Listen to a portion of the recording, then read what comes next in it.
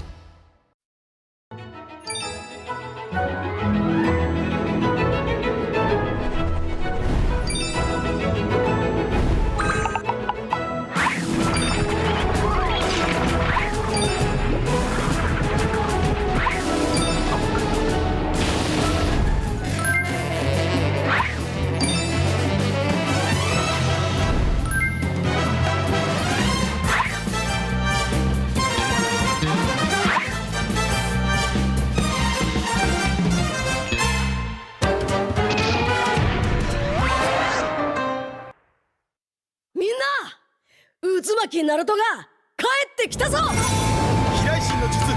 俺ってば父ちゃんを越す火影になる。愚かな子供騙しか。行くぜ。これが俺たちの力だってばよ。Pemain kunci dari region Philippines siap untuk membawakan permainan Philippines untuk mengguncang meta. Ancaman buat season ini ya sesuai dengan tracknya juga, sama ada tambahan player baru yang berkualitas ini. Seperti waktu di season 13 aku pernah bilang, setiap orang ada eranya, tapi setiap era ada oniknya, dan masih sampai dengan sekarang. Going by the title of, King Phoenix, ever since, I was in PH, we all know. In Indonesia, it's been, Onyx. Nah, apalagi kita melihat banyaknya veteran juga yang sudah mulai berpindah tim. Dan pasti kalau misalkan ada orang yang datang ke sini jauh-jauh dari negara mereka, harusnya mereka bakal bawa semangat baru buat timnya sih. Ini dia dari tim yang gagal di musim kemarin tanpa kemenangan, kembali dengan bergudang jawaban. Bakal jadi salah satu dark horse juga sih guys season kemarin. Soalnya mereka ngambil player yang bagus sama coach-coach yang berpengalaman juga kan. Jadi pasti ada improve dari mereka. It's really something that, these players, these coaches really have to move past. Because it can't be, just on it. Somebody has to, challenge them for real this time. Sempat bongkar pasang roll Navi. Mereka kembali ke posisi asal. Stabil, solid, percaya diri. Kalau dilihat dari track recordnya Yenot, ya kita lihat dia udah pernah juara dunia, terus udah bawa banyak piala buat Onyx PH sih. Banyak mungkin full tour atau nggak habit yang bagus buat Navi. Seperti sebuah peribahasa, tuntutlah ilmu sampai ke negeri China. Kalau soal Super Ken, dia tuh salah satu jungle yang bagus lah di Indo. Terus kan dia ngebuktiin juga kan, gak cuma di Cina, terus di internasionalnya juga lumayan oke tim dia. Korban Super Ken berhasil mundur, namun untuk sekarang blazing 2 yang begitu baik dari Loom. Double kill berhasil diambil. Super Ken bisa imbangin RQ. Selama ada KSQ di situ, dia pasti bisa nyatu anak-anaknya. Kebakar sih, kayak gue ngeliat kompetitif di Indonesia selama setahun ini kayak seru banget, jadi gue memutuskan buat balik ke Indonesia lagi. Masuknya player-player asing membuat kita makin punya daya saing. Di panggung internasional, kita sebanding. Regional mix bagus sih. Jadi bakal bisa dapat POV dari region lainnya, tim lainnya, dan itu pun bagus buat ke depan Indo. Jadi kayak ada dua insight gitu lah. Kalau strategi justru menurut gue malah makin kompleks. Justru kita bisa ngambil ilmu dari mereka, jadi kita bisa makin improve lagi ke depan. Region tepuk 3, dominasi total, dan masih menjadi region yang terkuat. Again, if you go back to all the international tournaments, it's been Filipinos. If you're gonna be some meta, you're gonna be looking good. For now. But, someone needs to try to challenge and change that. Balik lagi ini tim game, dan meskipun sekuat-kuat apapun tim apapun itu, bisa imbangin lah. Bahkan bisa kalahin juga. I do understand that, Indonesia, it has the biggest fan base, but, with the experience of Onyx, this is most important. Kalau datengin player yang kuat kan pasti timnya bakal lebih kuat. Soalnya kan emang meta tabrak lagi populer sekarang. Kalau dipandang sebelah mata gameplaynya, sekarang semua patokan gameplaynya adalah ganyang-ganyang ala Altrigo. Dari sisi Indo sama PA, emang Indo kayak mungkin punya satu playstyle, kayak contoh AE emang meta tabrak kan. Sekarang mungkin metanya lagi ganyang-ganyang, kita jangan males, jangan cuma jadi copycat. Jadi kita harus jadi yang kreator juga kalau bisa improvisasi kan. Altrigo menjadi salah satu pengubah gameplay dari Filipina yang mungkin bisa biasa bermain dengan santai, tapi sekarang berubah semenjak setelah bertemu dengan Altrigo. Dari keharusan meta ya mereka harus main barbar. Kalau nggak mereka pasti kalah sama tim yang barbar.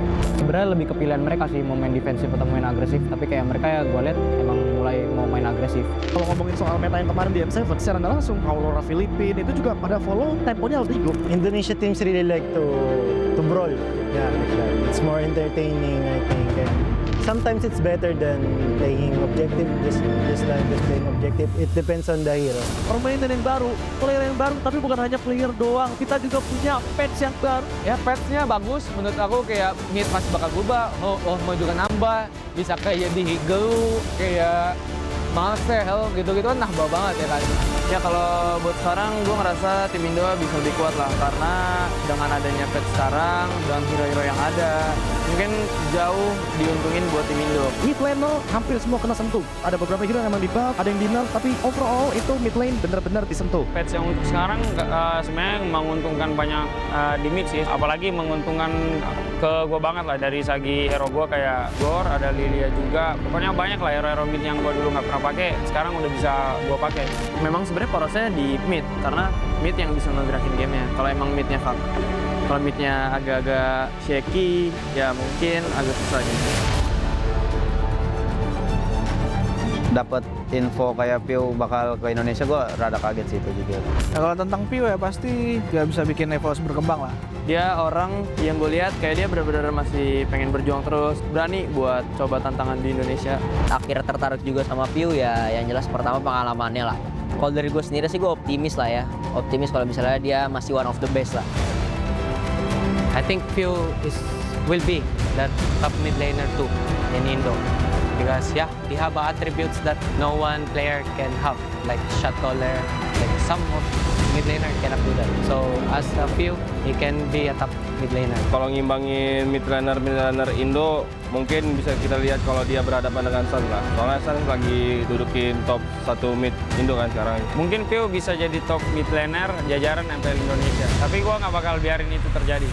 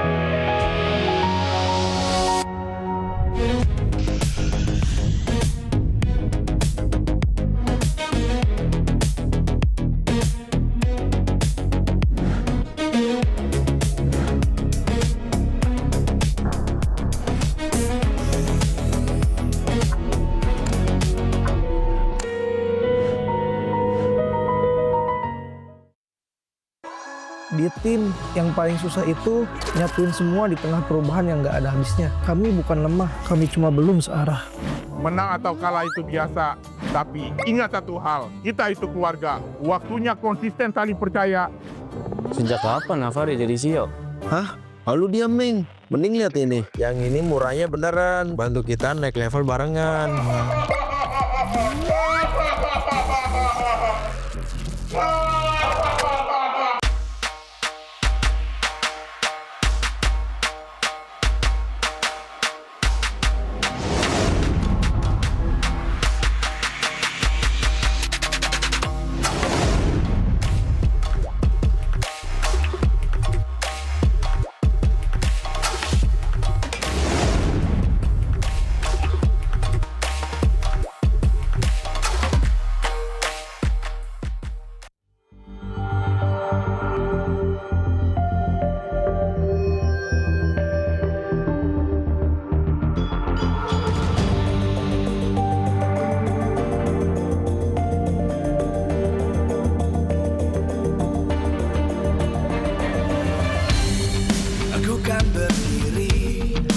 Terus berlari, terus ke arah puncak tertinggi. Ku takkan berhenti, hanya sampai di sini. Kemenangan abadi menanti. You know we won't miss if we unite our focus. And if you haven't noticed, we all live. Nyalakan apimu, hadapi semua tantangan. Hadang semua serangan, jatuh bukan halangan. Bakar semangatmu, janganlah engkau menyerah. Kita akan buat sejarah. We all this, we won't miss. We all this, we won't miss. Saatnya beraksi, jalani ambisi. Aku kan menyawakan hari ini. You know we won't miss if we unite our focus. And if you haven't noticed, we all live. Nyalakan apimu, hadapi semua tantangan. Hadang semua serangan, jatuh bukan halangan. Bakar semangatmu, janganlah engkau menyerah. Kita akan buat sejarah. We all this, we won't miss. We all this, we won't miss. We all this.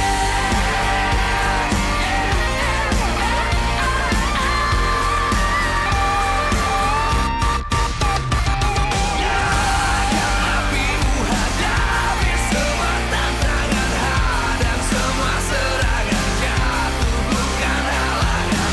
Bakar semangatmu, janganlah engkau menyerah. Kita akan buat sejarah. We all this.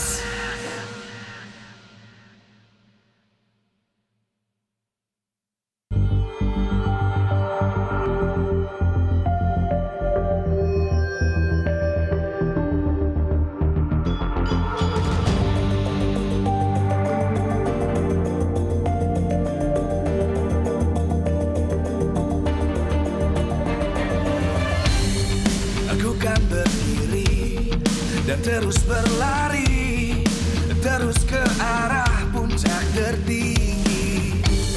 Ku takkan berhenti, hanya sampai di sini. Kemenangan abadi menanti. You know we won't miss if we unite our focus. And if you haven't noticed, we all live. Nyalakan apimu, hadapi semua tantangan. Hadang semua serangan, jatuh bukan halangan. Bakar semangatmu, janganlah engkau menyerah. Kita akan buat sejarah. We all this, we won't miss. We all this, we won't miss. Saatnya beraksi, jalani ambisi. Aku kan menyawa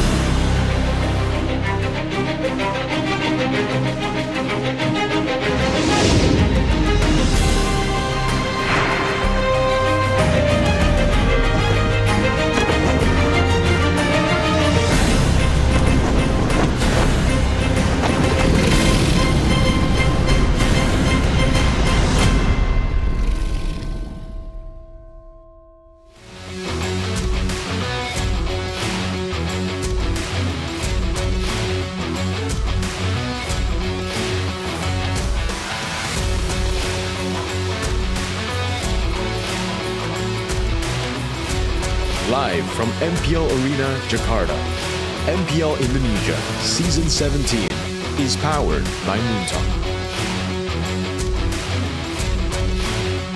Supported by Esports Federation of Indonesia.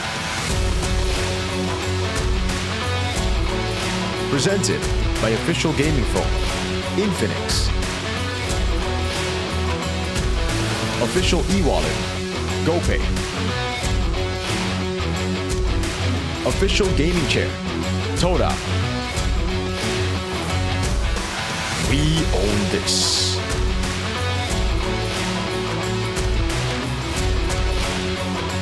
ID ya, banyak orang nggak expect lah mereka bakalan bisa main baik lah di turnamen. Ya itu karena emang kita punya satu tujuan yang sama sih.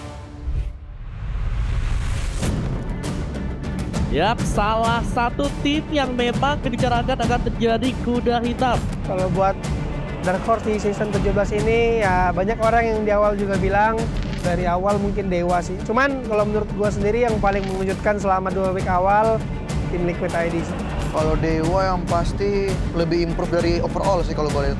Kayak terlihat banget, jadi mereka kayak bener niat banget satu tim lah. Dari Liquid ya mungkin mereka diremehin kan sama orang-orang. Jadi pas MPL mulai mereka pasti pengen ada hal yang pengen dibuktiin lah. Bagaimana mereka sekarang harusnya masuk ke dalam radar bahwa this is the real Dark Horse.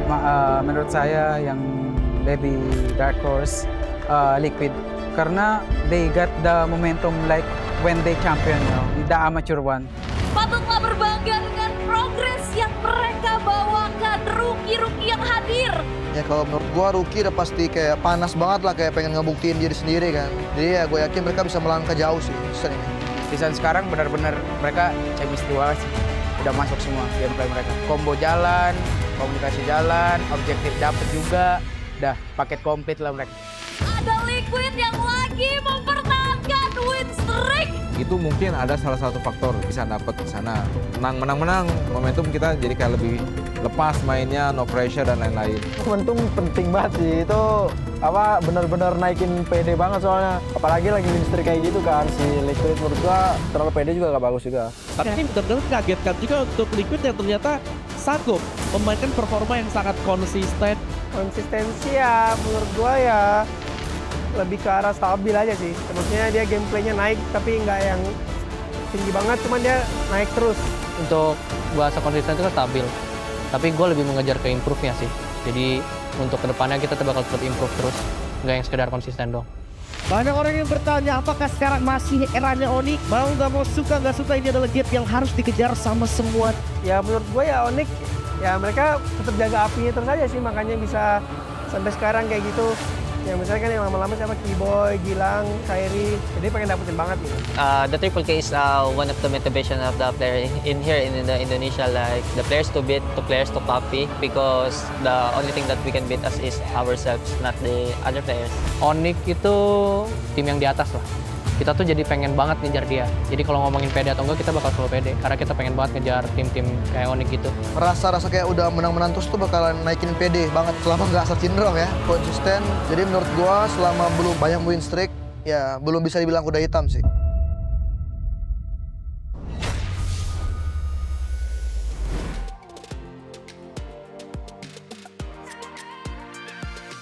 Sorak-sorai di MPL Arena, tentu semuanya sudah tidak sabar untuk menyaksikan bagaimana hari yang kedua, minggu yang ketiga di MPL Indonesia Season 17. Hari ini, di mana malam minggu, malam yang kita tunggu, 3 match akan berlangsung dalam Best of 3 Series. Tim-tim sedang saling mengejar satu sama lain, mencari poin demi poin untuk mereka bisa kantongi buat bekal menuju babak playoff. Dan minggu ketiga ini tentu saja banyak harapan karena kita tahu sendiri 2 tim yang sedang beradu mungkin sempat dipandang sebelah mata dengan Geek Fam yang lose streak di awal, tapi pada akhirnya mereka berhasil mendapatkan kemenangan. Sementara tim Liquid ID mereka sedang memegang momentum tanpa kekalahan match satu pun. Win streak mereka kantongi dan inilah dia pertempuran antara TLID dan juga Geek Fam. Boleh dibahas bahwa Geek Fam, The King Slayer, mereka pernah menyandang gelar yang begitu mengerikan dan begitu hebatnya. Bagaimana tidak? Tim-tim yang berada di atas sempat mereka sikut, sempat mereka jegal. Namun kali ini di season 17, season yang sungguh berbeda dan fresh. Lawan mereka kali ini adalah tim dengan King Maharaja Kevin. Mereka memiliki kekuatan entah dari mana, dari awal hingga terakhir mengantongi poin kemenangan tanpa kekalahan match. Memang ada game yang mereka kehilangan, tapi dengan win streak seperti ini, hanya Onyx dan tim Liquid ID saja yang memiliki history baik di season 17 ini. Dan bagaimana kedua tim ini akan saling beradu untuk formula-formula mereka saling terus kejar-kejaran. Tapi inilah dia bagaimana Geek Fam dengan satu kemenangan terakhir membawa mereka menjadi momentum mereka untuk mendapatkan kemenangan dan bagaimana pertahanan tim Liquid ID untuk terus mendapatkan momentum yang baik pula. Dan semua ini tentunya Bude mau mengingatkan bahwa semua super fans yang lagi ada di rumah jangan lupa untuk tulis dukungan kalian. Dan juga yang ada di MPL Arena, Bude berterima kasih sebesar-besarnya khususnya juga kepada para sponsor dan partner MPL Indonesia season 17 powered by Moonton. Supported by PBSI, presented by official gaming phone Infinix, dan official e-wallet GoPay, official dari gaming chair by Todak. Tak lupa ada partner ini sports, ada Garnier, Bayu, Dunia Games, Gamesmax, dan juga OnePlay. Ditambah supplier ada IndiHome, Indomaret, lalu Yummy Choice dan juga Aqua. Dan tentu saja Bude ingin ngetes juga bagaimana persatuan dari super fans untuk berseru We Own This. Selayaknya kita bersatu untuk mendukung tim, kita juga akan bersama-sama. Kalau Bude bilang MPL Indonesia season 17, bersiaplah untuk We Own This. Karena itu akan bersama-sama membuka hari kita di hari yang kedua. Inilah dia hari kedua, minggu yang ketiga MPL Indonesia season 17. We Own This!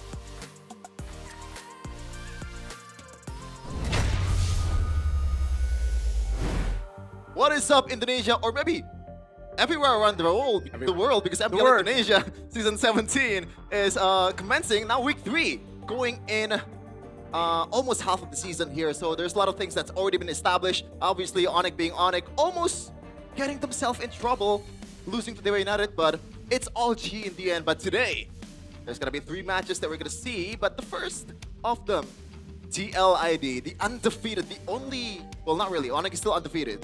The only 2 undefeated team in MPL Indonesia so far, TLID and Onyx. Now they're up against the mighty Geek Fam. The mighty Geek Fam. When do we start calling them the mighty again? Or is that just a... Because I decided that. Okay. Yeah. This is inside voice going, the mighty Geek Fam. By the way, he doesn't believe in the patterns, right? So what do you think is going to happen today? Oh, right? How is the trajectory going to look for Geek Fam? Oh, Geek Fam? You know, it's been that way for the longest time. You know? Early in the season, just loss after loss, then you build around the wins and all that. So you think they're built? Huh? So you think they're built? Yeah. Careful what you wish for, man. What do you mean? I don't think you have any room to talk. No. Last season, right? Week 2. This season, careful.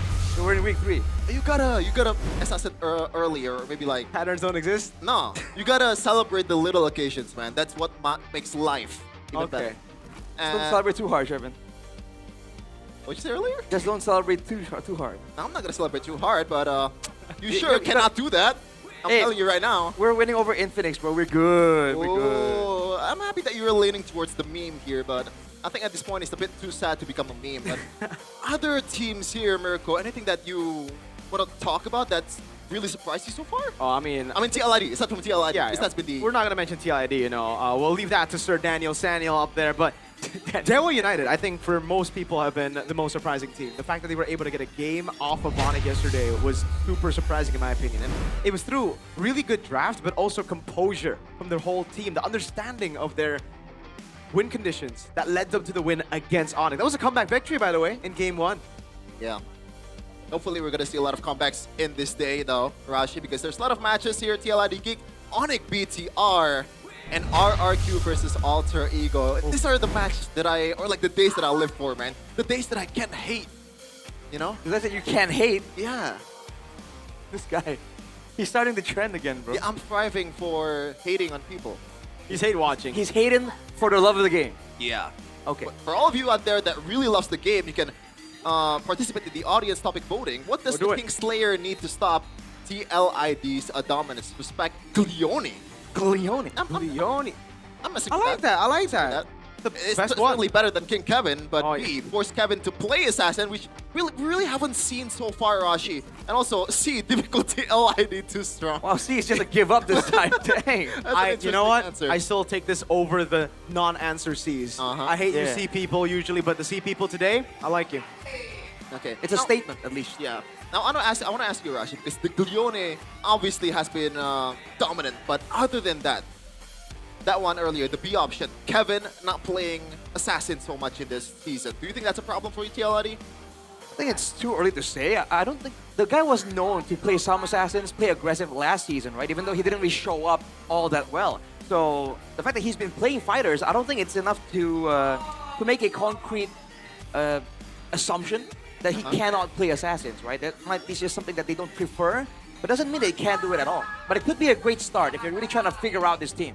Yeah, speaking of figuring things out here, Leone Drichel shades, especially Leone, of Witty and Yehezkiel. Virgo. Meanwhile, for Marcel, I don't know if you could call him the next Luke just yet because we only have seen one game where, or like one match where he actually popped up. Yeah, that's true. I disagree though with the whole Leone Witty comparison, right? Like, yes, they're two rookies who... Leone isn't even a rookie, that's number one. Yeah. But they're two new players in TLID who are doing really well right as they entered the team, right as they debuted with the team, right? But Witty did it in such a different way compared to Leone. Leone is very aggressive, very chaotic. Witty was calculated, he was calm, he was composed, he was called the Wise, you know? That's the moniker we gave him.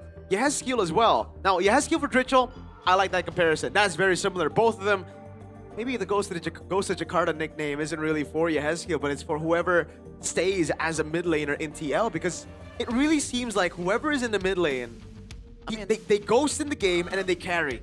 You know? Makes sense, right? Because the Ghost is always staying at one place. He always haunts a single place. So maybe that in the gaming house, that mid laner Ghost is still staying there, Rashi. But I think most people kind of compares Leone and also Witty is because of the chip maybe, or like the hero bull that it's been pulling off, except the glue. I think glue is a special case in this meta. Yeah, I mean the glue is just so annoying in the hands of Leone. He just seems to do so much damage, and yet it's just difficult to try and shut him down anyways. And on top of that, the reason why, of course, is because everyone else on the team is just doing their own thing, carrying as well. So when Leone is taking away all the attention, everyone else is doing their own thing. And Drichel in particular, man, when I saw this guy build the Sky Piercer on the Yeve, I knew this guy was something else. Did he? He did in one of those games. Oh, yeah. And we were like, what? He's got a Sky Piercer. I mean, yes, that swagger, exaggerated swagger of a teenage boy. Yep. Okay. Do you not know the reference? I don't think I do. I told you about the reference. It's the age. Okay, well, it's the age. It's just the age. Okay, the fact that TLID has been so dominant right now, I think it deserves some respect. And I want to talk about the heroes that needs to be respected aside from the glue, Rashi. Do you think that Chip is also in that category for TLID specifically? For Geek Fam, you mean? Like against TLID? Yeah, maybe Geek Fam has to ban the Chip. I think Geek Fam, they don't have to. It's not like they would lose for sure if they don't, but I think it's a good step just because they like to play the macro style, right? They want to play clean, and the chip is just one more factor that can allow TLID to make things more complicated, more confusing. And if you want to play clean against a team, I guess the chip is not worth the risk. Yeah, I think the only thing that I can compare Leone with Witty with is the fact that they're both really good at parties, you know, the chip parties. Witty, it was called the Witty party now. Leone, we're going to have to figure out what we're going to call that chip. But it's always with a combo. Back then, what Witty did was, whatever it is, I'm picking a chip, right? It was also meta, to be fair. Currently, I think it really fits if you have a composition to brawl it out like that. If you get a Masha, if you get the Fredrin. That's why, in my opinion, Kevin was great on the Assassins last season. He did a really good job on it, like the high boost of the Fannies, especially early on in the season when he had that confidence. He was great. But I think that season of hate from a lot of the community, from everybody saying, you know, this guy doesn't deserve to represent Indonesia in ISF and SEA games. This guy is pretty bad in Indonesia, in the MPL ID League. That really helped him mature quickly. So now he's already doing so well on the utility junglers. His red trees are amazing. The way he plays for the team as well. I think Sheffin is the one who mentioned this, but this TLID is very different to Scene 14's TLID. Scene 14 TLID is full of individual flair. This TLID plays as a unit. It's so as Gideon would say, they're very together. Maybe they shower together. Whoa. Usually that's what they joke It's a around bonding about. tactic. Yeah, Onyx did that actually. Factually, they said it on an interview, I think. Don't fact check that. Don't fact check that. Yeah. All right. Making assumptions right here. But yeah, playing very together, I think it really works overall, which is why you see a lot of teams really trying to build up. They keep talking about, oh, it's about that mental game. It's about that chemistry, right? And I think it's very surprising for a team that's like so new that they're able to actually perform at such a together level. Amazing from TLRA. But there's also one guy that we haven't mentioned, which is Kyo. This tries the improvement that this guy is making this season has been very apparent. But on the other side, though, Ken Ziski, the track record that I expected coming into the season is like Ken Ziski should be better this season, right? That's only one way to go, and it's up. But somehow Ken Ziski right now, he's probably one of the least shining member of Geek Fam. I think he might be the weak point of Geek Fam right now, if I'm going to be honest with you. And I'm saying this because last season he was amazing. He was one of the strong points for Geek Fam. Yeah. Everybody was doing pretty bad on Geek Fam last season, especially Gobs, no longer here with us. Oh, he's still alive, but he's just not. Whoa. But Kenzie, on the other hand, he was really good last season. Like, I remember being very impressed with the reaction time, with the way he was spacing in team fights, with the way he was carrying Geek Fam on his shoulder a lot of games. But this season, he's taken a step back, and I hope he can regain that form. Against BTR, it really looked that way, but also I think it was the draft that was pushing them to, get the advantage. So do you think that win over BTR, okay, no memeing, seriously, is that a fluke or is that on BTR's part? I think honestly, it's a show of how good Geek Fam draft, how good they capitalize on that. BTR, on the other hand, I think they were cooking something really bad in the drafts. They're bad chefs. They were overcooking. Airpong was trolling straight up in the draft. Yisun Shin first pick, Airpong. I never want to see that ever again. Why do you actually ask Airpong specifically for the Atlas? Like, what the hell did you pick Atlas? I don't even want to ask him. You actually thought that it was a decent pick. Oh, the Atlas game. Okay, that one was a decent pick if you're just looking for pure team fights. Thing is, I think we've grown as a scene that like we won't be. If you pick an Atlas with other components that can level the Atlas, sure. Right. But it was all to play with that one team fight mentality. I don't like that. I don't like one-dimensional compositions in the big 2026. So it really just, again, it has been for the longest time, comes down to mid-control, right? Yeah, mid control, how you want to move around the map, right? The avenues come from the mid lane, which is why it works so well. And even with the best side laners, if you don't have a proper mid lane, game plan in the early game, it's tough, man. You're just going to keep getting ganked. And with the current picks in the meta, it's tough when you get ganked multiple times, man, I think. Yeah. Do you think like this meta specifically does not favor the gold laners? I think it does.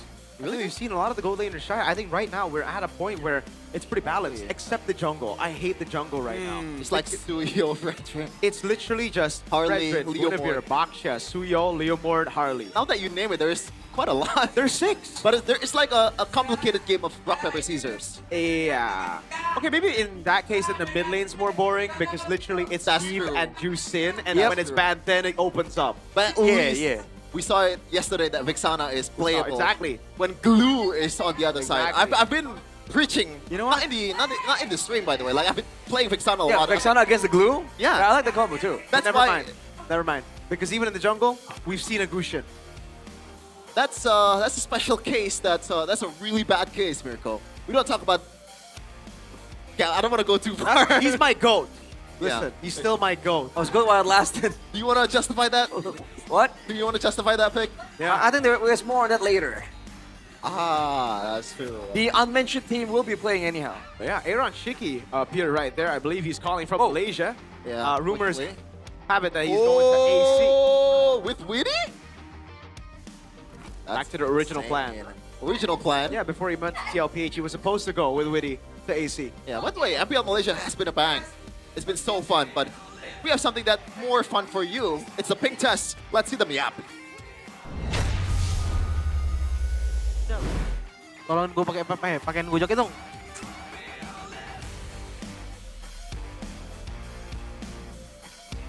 Aduh, enak. Kenapa sih Jo pakai jaket? Soalnya di pucuk Cel, dingin Cel, asli. Iya sih, kemarin kita diprediksi si Maikit S9 Jo. Oh iya? Iya. Ya, sekarang kan balik kan. Sekarang kita udah di atas. Yoi. Lawan si Aboy. Gue lawan si Aboy. Gak gimana-mana. Oh nggak kemana-mana. Main kayak biasanya aja. Main kayak biasa aja. Dari week kemarin. Chill, enjoy. Chill, enjoy, confident. Confident, itu nomor 1 berarti lu confident ya? Iya pasti, confident. Enggak, lo mau pakai apa dah ntar lawan Aboy dah? Juksin lah pasti. Ibarat dia udah berseason main MPL, Cel. Ya gue gak peduli, dia berapa season. Star Syndrome. Bukan Star Syndrome. Terus? Ya emang kalau orang yang ada pengalamannya emang bisa dibilang lebih ini. Iya, makanya. Jago. Tapi lu pede loh dia. Pede. Bapak Siki, kalau Euro Marcel kita taruh XP enak nggak? Ya, gak enak sih. Gak enak ya? Iya, tapi kita udah punya XP Marcel, tapi namanya bukan hero-nya. Oh, beda itu. Itu mah orang, teman kita nih si bro. Pakai Sandirom sih. Gak bisa ya? Oh, boleh nih, gua pick nih nanti ya kalau di open ya. Tapi emang Marcel bisa pakai Marcel. Enggak sih, dia keren dia. Kurang ya dia ya. Keren ya. Kata make it, King Maraja Kevin gimana tuh? Apa tuh? Katanya Tel ID ini apa? S9 kemarin ya? Yang pasti interview ya? Iya. Oh, di lockdown dia nanti lah. Gua sih nggak ikut-ikut ya. Make it ya. Nanti. Gua nggak ikut-ikut King Maraja Kevin. Kata gua sih ya, itu statement. Pasti di lock nih habis-habisan nih si kita make it ini kita bocil. Gak apa kan itu prediksi, tapi sekarang kan udah respect kita sama mereka. Yoi. King Maraja Kevin ini ya, jangan galak-galak ya. Sorry ya Mas Kevin ya, jangan ini ya. Jangan ini kita lah pokoknya. Kita pakai yang ini perm lo, yang cakep banget. Jangan gas kita terus ya. Kita anak baik kok. Ya. Kita mau poin juga loh. Iya, udah gak ada kalah sama sekali kan. Iya. Ya, jangan galak lagi. Kasih kita ya hari ini ya. Some interesting conversation there. Trichel giving the kingly treatment to his majesty, Kevin. Yep. As he should. As he should. That's the Joe. That's not just any other player, you know? That's the Joe. Man, he was so chill, Kevin. I like the difference between like the energy from both of them because like the Joe was like yeah, and then Trichel was like. We'll see them though in the stage. Surely TLID will not change the lineup, but we're going for the Geek Fam squad first. Still with the starting 5, Marcel, Make It, a boy in the middle. The legend Beloyski and also Kensiski in the gold lane. Ladies and gentlemen, can the Kingslayers do what no other team have been able to do this season? Can they slay the Jokes? Please welcome up on stage with Marcel, possibly the new monster under Beloy, Geek Fam! Certainly an unpredictable turn of events for Geek Fam, but they are familiar with the situation. If there's a team to suddenly out of nowhere end this already surprising situation, Geek Fam will be that team. On the other side though, this is not gonna be an easy task. They are up against an immovable wall so far. No loss to us at all. Team Liquid ID with their starting 5. Aran, Kevin, Trichel, Leone, and also Kyo in the gold lane.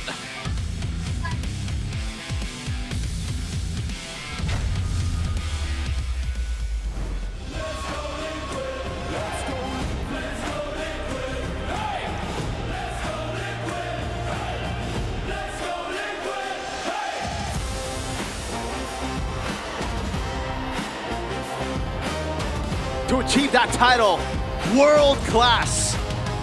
The man who was hated for his performance last season, the man who was 9th place. 0-9 was the record before they finally broke that 0-win record in MPL ID Season 16.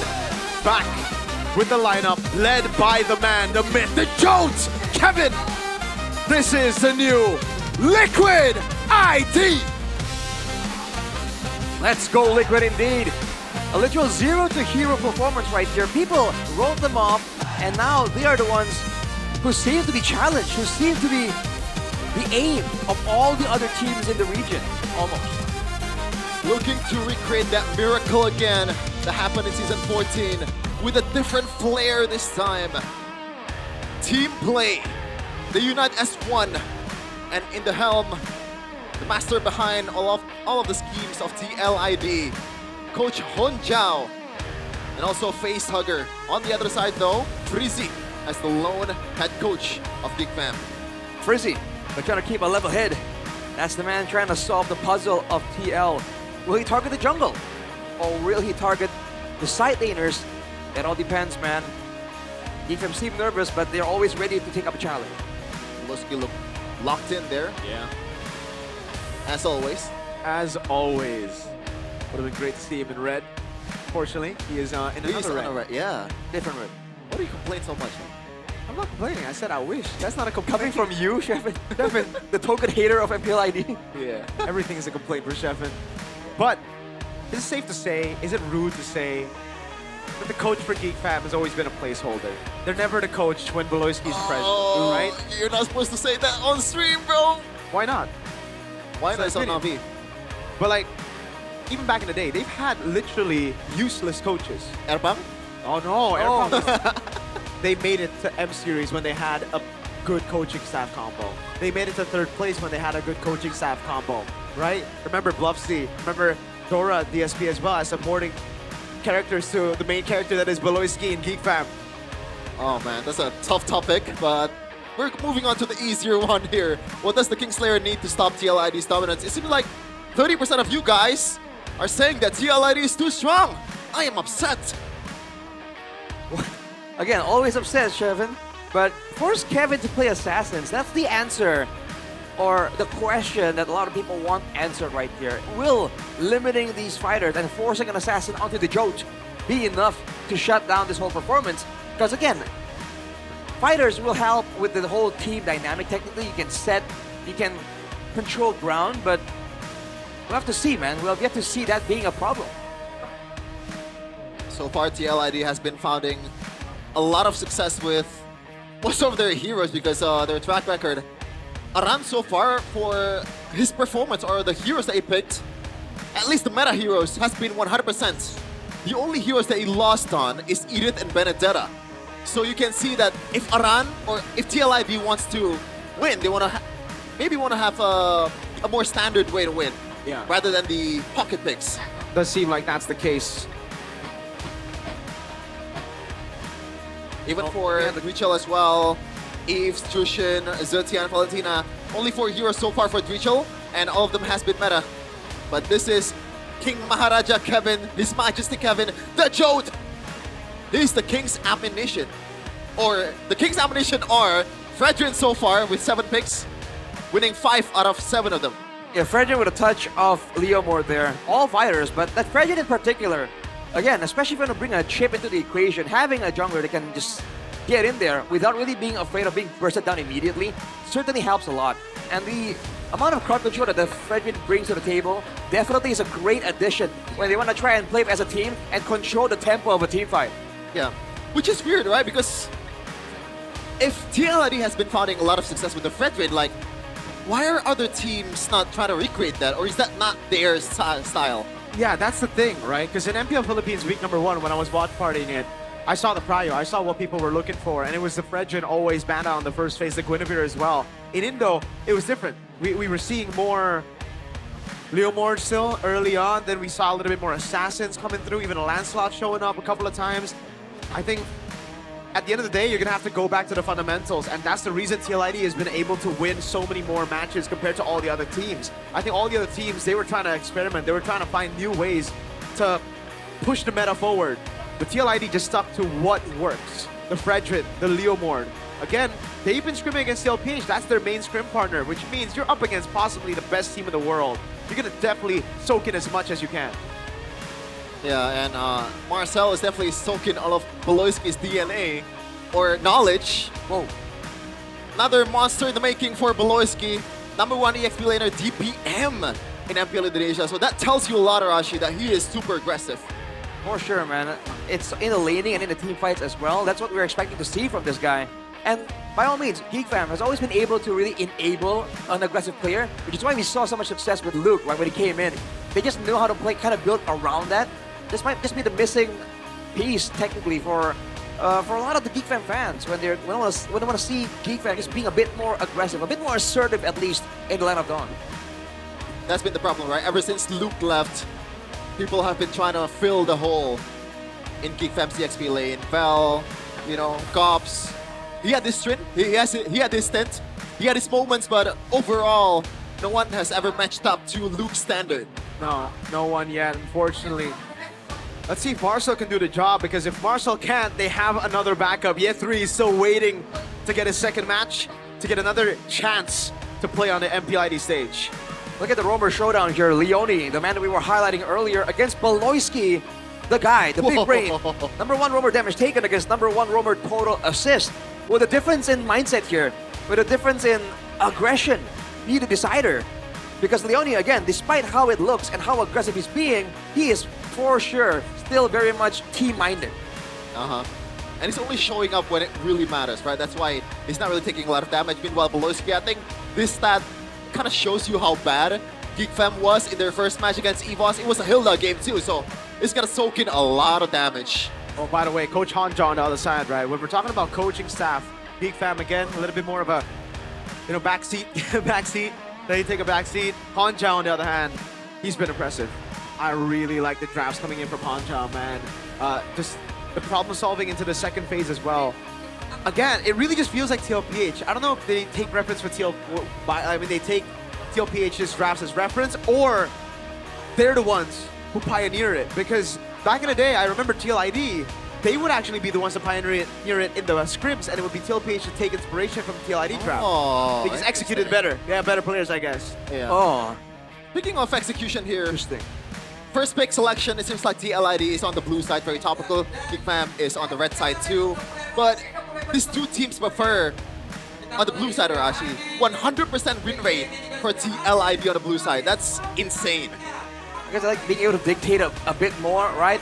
Like Rika mentioned, when you have good problem solving all the way till the end, you don't really have a lot of rush going through. In fact, you want to kind of, I think they're just flashing out. They know the reputations that player has, so they want to flash out some heroes and kind of force Geek Fam to react first, I think, will be the idea here in this drafting phase. Yeah. For a lot of people, this is the most fun part of competitive scene, the drafting phase. They can replicate it in the ranked games that they play. Hopefully not the weird picks though, especially if Beloyski picks Saber in this game. Hey, I don't think we're gonna see the Saber for a while, man. But the Hellcurt, yes. I was gonna ask the question, silly me. Why would I need to ask that question? Hellcurt's banned for sure. And we've talked about this, Rashi. The chip and the glue has been the option for Geek. Now, is it gonna be the Fredrin? Or is it gonna be more meta bans here? I think for now, until there seems to be a weakness for the Fredrin pick, I don't see why TLD can't just rehearse the same idea, right? Show the Fredrin, and then use everything else to kind of go around that. But yeah, the Tushin is open though.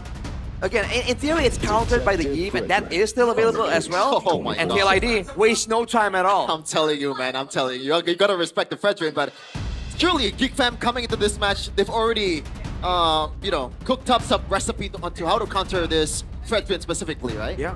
I think a good way to counter it is... Boxia is open. Exactly. If you really want to go head-to-head against the Fredrin, in terms of Reggie battles, you're going to lose out. But if you want to go for those ganks, if you want to go for those brawls, the Boxia is a great answer to the Fredrin straight off the bat.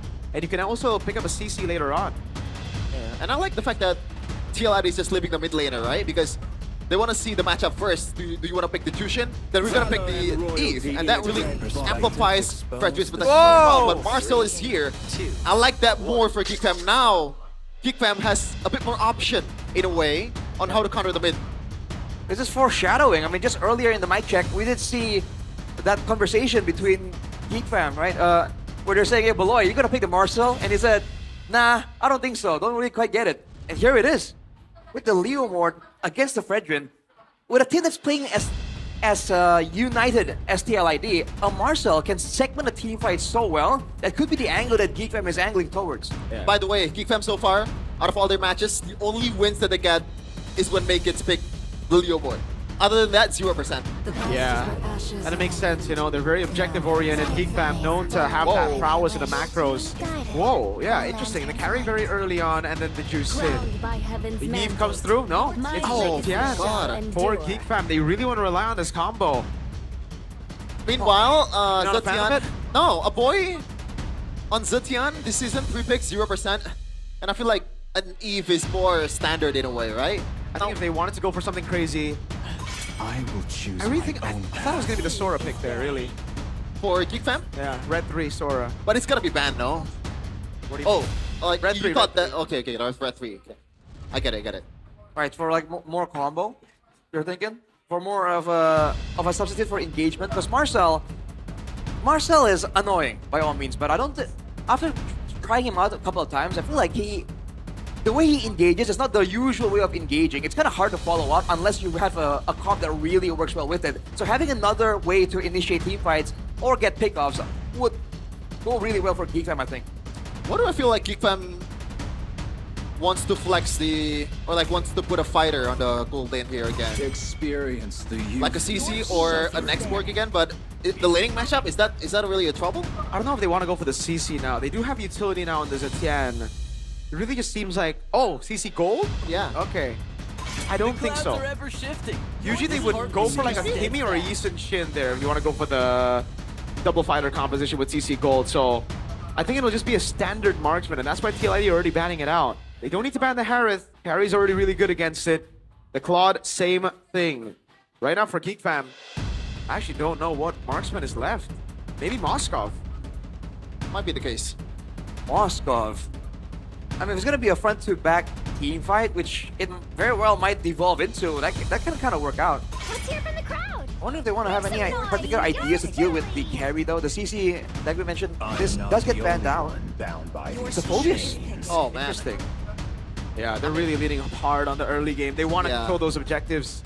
But if it fails, though, it's a Jushin, it's a carry, so you're really banking on a lot on the early game. Yeah. I see the vision, though, right now. Zetian's going to smash Jushin in lane. You have a Marcel as well to be annoying. Put down the golden hours on Fredrin. Leomord, great at playing the first hurdles with Phobius. Right now, it looks like Geek Fam have what it takes to win out that early game. I think the Marcel won't even help with the... Might help very slightly with the clear, but the Zetian alone can clear independently and allow the Marcel to just find out more info before the big neutral objective. So TLID might get outmaneuvered even before the actual neutral objective comes to play. Oh man. Do you want to go X-Borg here? No. Right? But I understand. I know it's super one-dimensional, but yeah. There's no poke, technically. The X-Borg should be able to get a lot of value. Has to be Moskov or X-Borg, that's it, right? Claude. Oh! The Claude is a pretty good choice too if you want to just shred the high-lows Alice. But Blazing Duet is super easy to cancel with Fredrin. You don't Blazing Duet. Yeah, I think this is a maneuverability value for the Claude. Then why don't you just pick Moskov? That shreds better, no? No, not really, no. When it comes to the single target, yeah, I'd say the Claude does better with the stacks of passive as well. And I think they're thinking Moskov's gonna have to play pure weak side. Claude can be active, more active than the carry in the early game. We see that happen as well. Gold laners rotating for the first hurdle. And the Blazing Duet in the early game, I think, can still be very useful. Later on, though, I agree with Mirko. It's gonna be just DPS oriented, unless Blazing Duet. So far this season, I believe the lineup rating has been pretty spot on, and it's a big difference from TLID and Geek Fam. And we're kicking off week number 3, day 2, with a team that's undefeated so far. TLID rising to the top against Geek Fam, which is still trying to find their rhythm again. What's gonna happen here in the Land of Dawn? We'll see in a second. Yeah, the early phase goes for sure. Already aggression coming in from Geek Fam. And with the superior clear, that might neutralize what the Sushin brings to the table, that bullying power even before level 4. Yeah, I always love this when, you know, XP laners adjust to their matchups. I love it when the Soras go Brave Smite when they're in a losing matchup, and same goes for the Phobius. Really good option here to go for. Brave Smite for Phobius. Looking at the emblems by Bayu, you can see Beloyski on the Marcel. It's all about movement speed, man. And technically, if he uses his spells right, it's almost impossible to catch him early on unless you want to commit multiple members and multiple skills, which is why you can see him move the way he is doing right now. Yeah, speaking of, Leone is actually using the Hylos right now, right? So far, Leone has been using the more aggressive roamer Rashi. Like a chip, like a glue, but right now, it's a bit more passive in a way, the Hylos, but not looking that way so far. He's been forcing out flickers left and right. That was just so bad by a boy. Yeah, you gotta respect the damage prowess for the Hylos early game. Like you mentioned, Shevin, it's a defensive-ish looking hero, but in the early game, the continuous damage is hard to match it with any other roamer. Whoa. Whoa. Top Willem, I get it, but KB? Yeah, he believes in Beloy. Interesting. Well, no, I mean, the coach, that's Beloy. That's Beloy. That's Beloy. That's Beloy right there. Okay, some subtle shade there. The Geek Fam coach from Miracle. Oh, yeah. Right now, they're still setting up for the first total here, coming up in about 8 seconds. And we've talked about this. Marcel, surely he has a lot of power in the early game right now, but he has to secure level 4 first, as Aran will have it earlier than Marcel.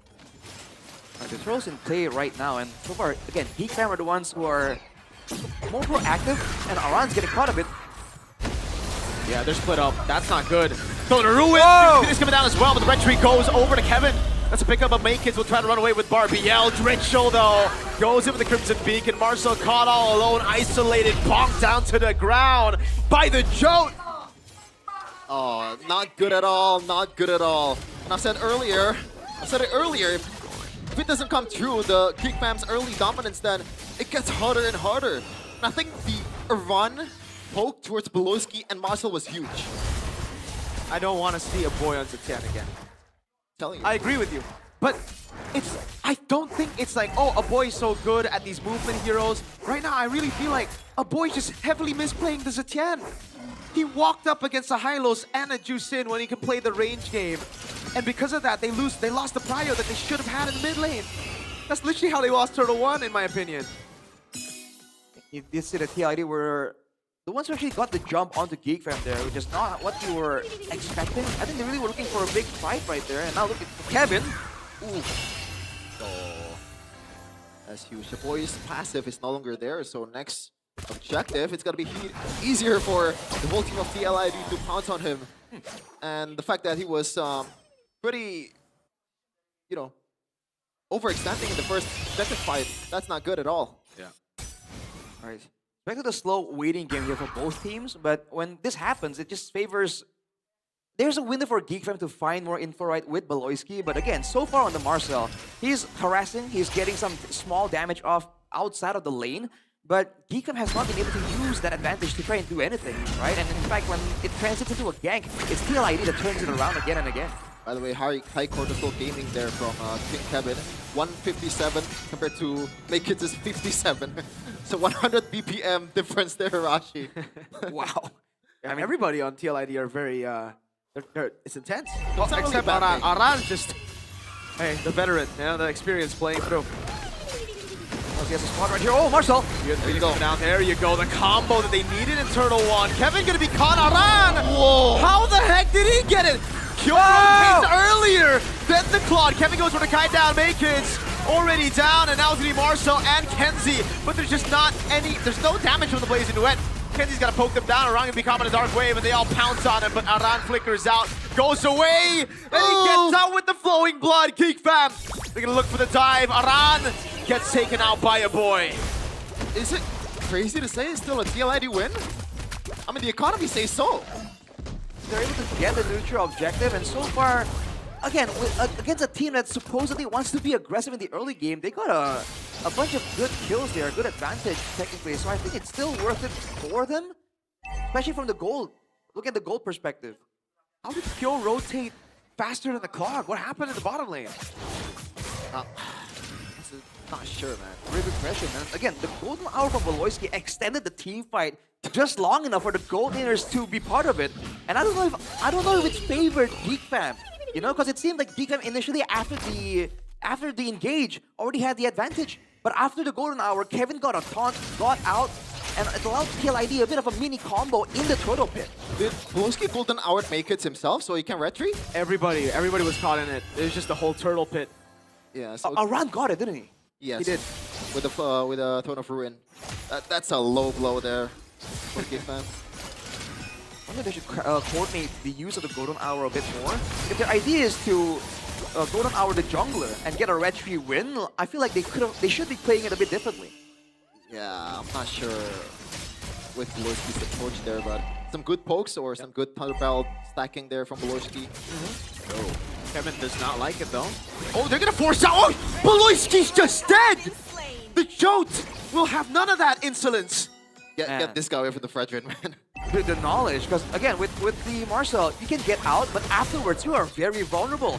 And your dash is also part of your offensive ability, so once you use it up, you can't really do much. And I think TLD recognized that and immediately called for a way to just jump in there. Is it crazy to say? Oh, wait a minute. Marcel might get poked down here, but it's only some DOTs. But again, a boy's passive is not there anymore because of Kevin. Yeah, free turret down below. And there's nothing they can trade it with, dude. The Alice is too tanky. Oh, Kevin! Oh, Kevin the Jolt. He is in. He has made a mistake. He's human after all. The golden hour. Dritchel gets out with a Crimson Beacon. Leone, Revitalize and Glorious Pathway. Meg is there. Slow down by the Glorious Pathway even when he's on Barbiel. Yeah, but the economy is still... Oh, side Kyo. Yeah, trying to go on Beloisky. He knows there's no golden hour. Dritchel walks back up. Throwing a ruin from Maran. Kyo caught in the midst of it all, but actually it's Marcel who's caught with them! Kyo gets a free double and there's no trade on objectives. You hate to see that, man. Marcel tried to save the Geekfam members, but it was a bit too late. Even when... Whoa! I mean, that's a... This is a win for consolation Kyo. threat. This is a win for Kyo. I know. I play enough carry to know that Barbiel cannot go up against a 3-1 Golden Staff Corrosion carry. And a bit of a spice from Kyo there. Now he's snowballing the hell out of this carry. 4 kills already. Man, it's already at 8 minutes. From here, Geekfam, they're trying to use a mid-game power spike, but they're losing out.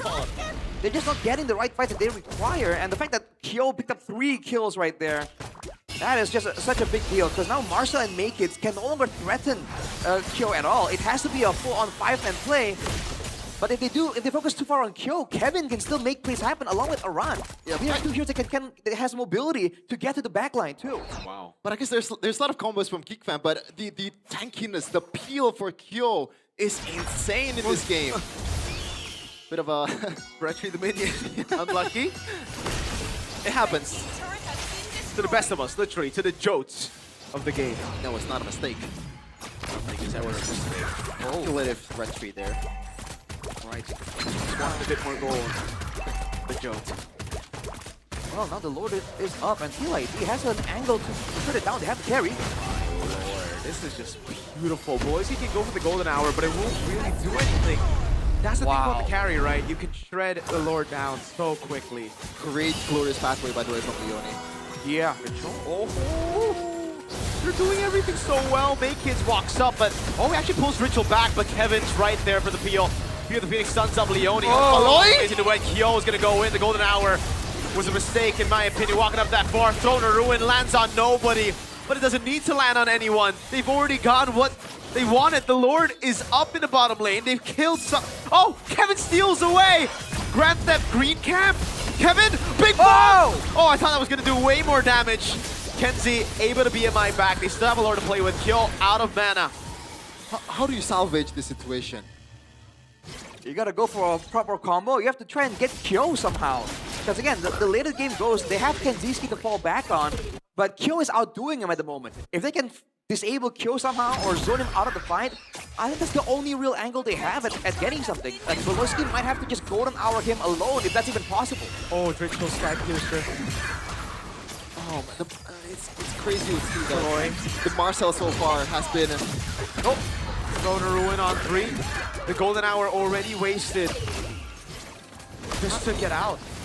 Is it crazy to think that the Marcel so far has been a negative impact for Geekfam? Yeah.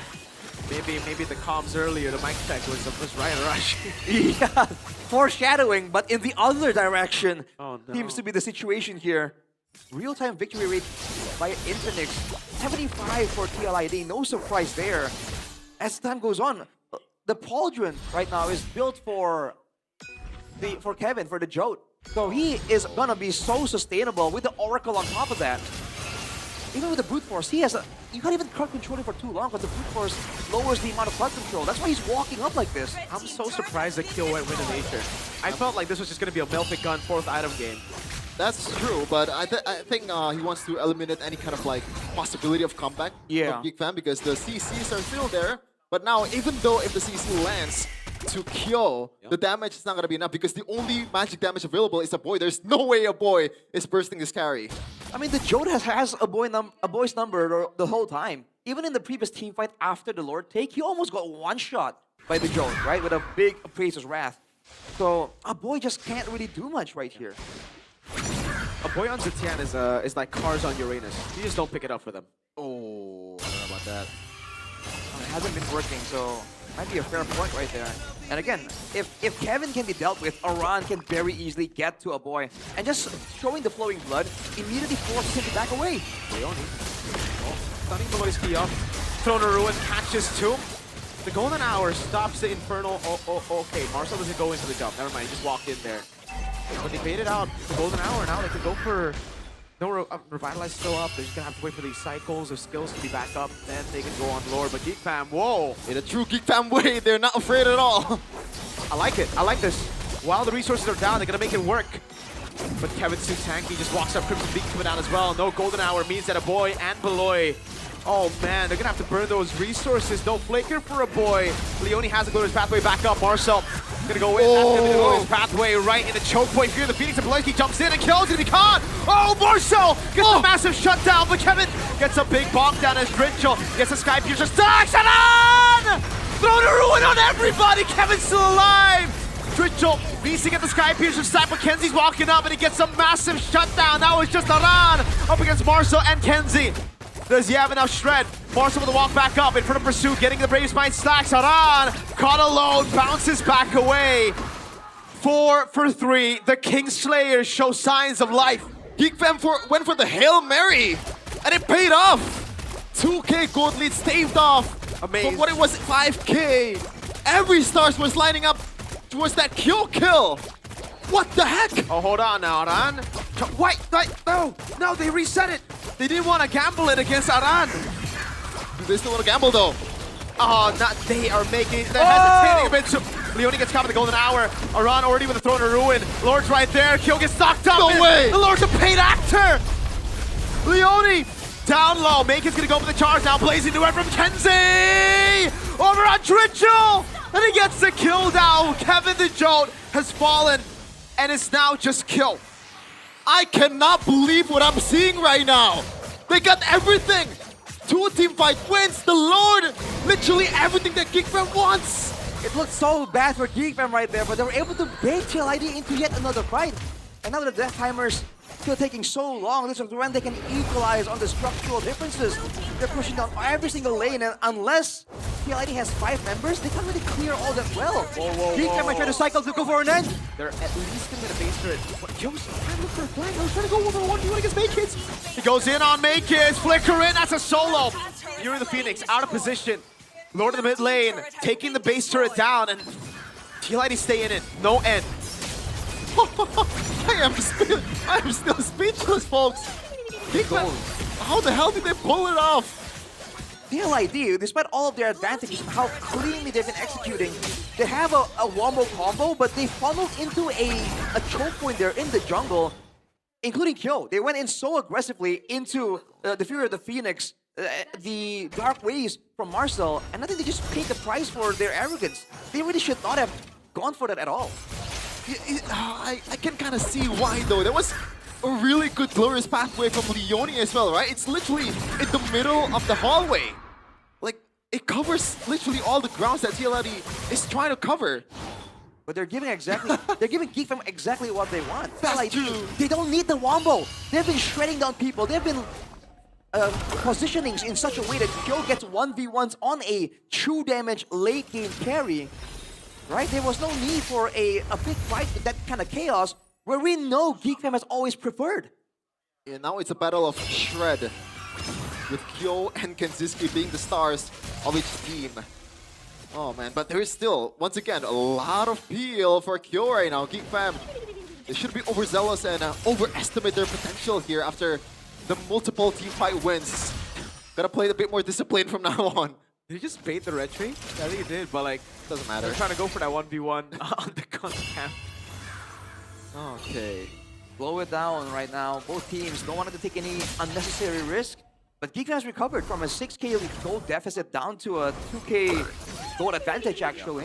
And a bunch of Skycrusher stacks lost for Drishel. That's also a huge loss in threat for TLID. A boy's starting to hurt though, right? Think about the Crusade. Yes, they're pure utility unless you get those Skypiercer stacks. So they can actually have the damage advantage when it comes to poke. TLID need it all in. And a lot of range as well from Geek Fam here with the Jushin. As we're gonna take a look at the Thunderbelt stacks. 42 right now for Beloyski. Kyo securing the low school leaders. Now it's harder. Double counter back. Golden Hour catches Leone. Good throw to back as well. Bring it back. But Kevin, big bomb coming down over on Beloyski. He gets away as well. Fear the Phoenix. Kenzie diving into blazing away, but Kyo is doing true damage. Fake Kids will take down the Jolt. Aran now caught against 3. Dark Wave lands on 3. Marcel with the jump, but it's only onto Leone. He wants to go for more. He jumps into the midst of it all, but Kyo is right there. Hold on. The jump again gets picked up, and that's it. Winner's down. A boy doing a lot of damage. Kyo able to find a kill. Gets the Rose Gold Meteor in time as May Kids gets on Barbiel with the Phantom Steed. TLID trade 1-for-1 jungle for XP, and Geek Fam are now on the Lord. Wait, TLID, I think they're just gonna concede this, right? There's no way they're getting in unless Leone has the Glorious Pathway. They have the Glorious Pathway, they have the cycles. Kyo has the ultimate, they're gonna go for it. I think it's a mistake though. Blazing Red from Kenzie, Winter Crown. Kyo, what? He just walked into it! What? Hello? That's a disaster. Kyo! What is you doing, my dude? Oh no! It might be over. There's no wave clear available for TLID unless the Jolt can do something about it. Aran's trying to hold down the wave. He doesn't need to.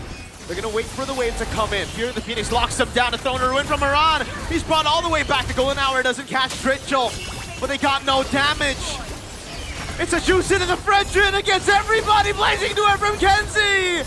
Again, it's the winner crown and immortality for Dritchel. Geek Fam take the game. But let me tell you, folks, as a Geek Fam #1 Glazer, I did not see that coming. What? I can't believe it. I can't believe you've done this, Kyo. I can't believe you've done this. There might have been some miscommunication there. You saw Aran with the flowing blood, perhaps saying something, you know, relaying out some information, but he really turned around in the midst of a man. He could have gotten away there. Oh my lord. And what a, oh man. What a change by Kenzie though. Like he used it with a nature earlier. The fight lasted so long. He swapped it for the Immo and then he swapped it again for Winter so that he could make that play and it baited Kyo. Yeah. Oh my Kyo. He also forced out Kyo's flicker in that last fight too. That was a big moment. Wow. I mean, W Kenzie. This is a really Geek Fam way to turn things around, man. Is it geekable? We've mentioned before the match that Kanziski has been the weak point of Geek Fam and Kyo has been playing amazing for TLID. Now it's like, I mean, it's still April, not the 1st of April. Yeah, there's no fools here, but Kenzie fooled all of us. He's back to season 16, bro. Oh no. At least this game, this is what we were expecting from Kenzie. Season 16 Kenzie. The guy was lifting Geek Fam up. Now he's doing it again. He's back. Oh man. What a show from Geek Fam though. It really is the old Geek Fam, man. It is. They botched the early game so hard. I didn't know they had a chance. Getting a comeback in a chaotic Lord fight, that is just tried and true tested Geek Fam, dude. It's so Geek Fam, it's insane. Even then, we mentioned Beloyski in the early game. What is this guy doing, man? Yes, that's always always has been. Always has been Beloyski. That's true. He's back. What? We gotta hold off all the excitement and adrenaline here because there's still, you know, possibly 2 games, but hopefully 1 game if I am allowed to be biased here. But it's English broadcast, so who cares about being biased? Ladies and gentlemen, they just took down #2 in the standings, TLID Game 1. Let me check a little. Oh, never mind. I thought, you know, not Joe's. Who's the guy's name again? Kevin, bro. Kevin. Joe. How did I forget? What happened? It's Kevin the Joe. I thought Kevin's Fredrin is still on 100%, but no, he came in with like 71% win rate, 5 out of 7. Now 5 out of 8. So it seems like the Fredrin problem is still solvable in the hands of Mighty Geek Fam. Mighty Geek Fam. Mighty Geek Fam. Careful about that. Ladies and gentlemen, you heard it here first. Mighty Geek Fam. The Mighty Geek Fam. Mighty Geek fam, look at this, man. Oh, man, the gamble is just like... Dude, the Lord is a paid actor. Man, knocks up Kyo when he was trying to take the Lord for himself. That's crazy. And then, oh, Kenzie just did everything right in the late game. Like in the mid game, he was losing out to Kyo. Tempo was losing out. Laney was losing out. And then we saw him just pop off in late game, bro. Did he not die at all? No, No. not a Oh single my time. Hero deaths, baby. This was a full Kenzie ski. Oh. Then he pressed attack and it passed him to the nearest hero into the blazing duet. We can only guess, man. We can ask Kyo about it. The pain. You know, in the winning or the loser's interview. But player of the game, presented by official gaming phone Infinix. With that thrill, and also Master Assassin and Fighter Emblem Rashi. It seems like it's paying dividends. Even though it's not the 1v1, he's popping into the team fight. Master Assassin is a bit useless, but still. I mean, we talked about how the team fight is the angle that Geekam is looking for. But still, I don't think we expected it to go like this. Again, when they're clumped up like this, that's where the combo comes in. This was the earlier fight where I think more people got golden houred from Geek Fam than TLID, right? And from there, it's all downhill for Geek Fam. The 1v1s, the highlight moments for everyone on the side of TLID. But then this team fight, I think, was where it all changed. They ran in, they saw Beloyski, I think, is who they were chasing. This was a Beloyski, like, he won of the team fight, though. He flickered in and stunned Kyo. Yeah, and then the follow-up was just great. This was so good, too. It's crazy, right? Because in the previous team fights, Kenzi's alive, though. Like, I think there's a team fight happening in this exact position, and Leone always popped that glorious pathway in the exact same moment, exact same place. It pays so much for TLID, but this time around, it baited Kyo into chasing everyone. Oh man, there as well, after the knockup, Beloyski stuns Kyo, so eyes definitely on the prize for Big Green Beloy in all these fights. Yeah, unfortunately, that one fight there, without the gold lane, it doesn't matter, right? And then afterwards, there were still great moments from TLID, but overall, they were forced into the situation, right? They were in so much control in the early game. Oh no. He did, he pressed basic attack and it landed on a boy. Yeah. Oh no. That's the problem. The TLID were doing so well when they're in control, but the moment they lose it, it was all Geek Fam, dude. Auto aim. That's why, folks. Oh man. Mighty Geek Fam. 18-minute game, 18-14, the kill count. And Jolt was like 2-0, and he stayed 2 kills the entire game after the 2-0. Yeah, it was looking so good initially. And for Geek Fam, it's also like late game Claude. Like, whoa, where have we saw this before, you know? What a throwback. Late game Claude? Late game Claude, late game comp overall with the Setian, I guess. Man, I hope that Chidera is restreaming this. For sure, right? He's restreaming. Claudera, how you doing, Boot? How you doing, Boot? What do you think he'll be saying? What's the song? I would have done better. Dia turun, dia naik.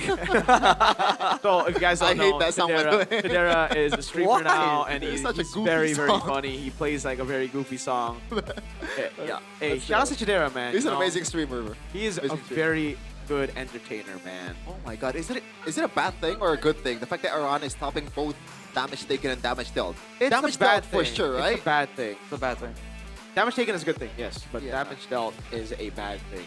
Hey, by the way, Zetian from a boy, he's been doing well ever since you criticized him so much, no? I think that was more of like the late game Zetian. I think no. I honestly feel like TLID just misplayed heavily. Yeah, that's the true. reason Agreed, like agreed. Geek Fam did so well in the late game. But Kenzie did things like he did all the extra things, right? A boy was just sitting in the back because really Zetian it's tough for Zetian for the early game, which is weird because it's not supposed to be tough against this matchup against a Hylos and a Jusin. All you need to do is play with that range, get the tempo mid, win Turtle 1, and Geek Fam should be the ones with that 6k gold lead.